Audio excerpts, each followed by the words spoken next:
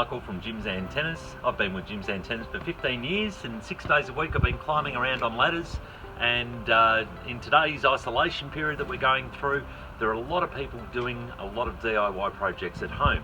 Now I thought I'd just run through a couple of safety tips when it comes to ladders and working on the roof that you might not necessarily know.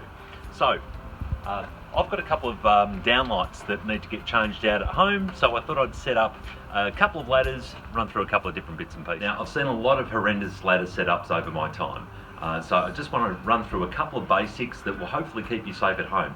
Now first of all, when you're setting up a ladder, please don't use bricks or bits of timber if you're on uneven ground. So I've got a little bit of uneven ground set up here.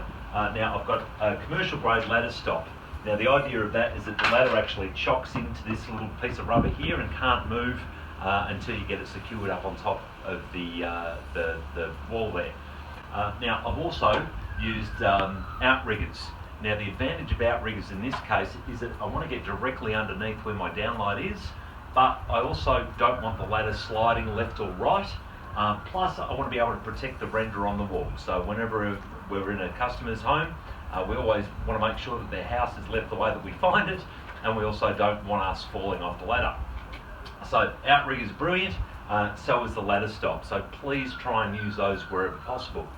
Now I also don't want any injuries to anyone else while I'm working on the ladder, so I've got a couple of little witches hats here. I'm going to try and isolate the area. Now you can also just use an extendable pole, so in this case here I'm just going to lock it into that doorway so that no one can walk through easily and therefore get underneath the ladder where I'm working. I've got a couple of other witches hats set up on the stairs there, just so if anyone comes outside from in the house, they know that there's something going on.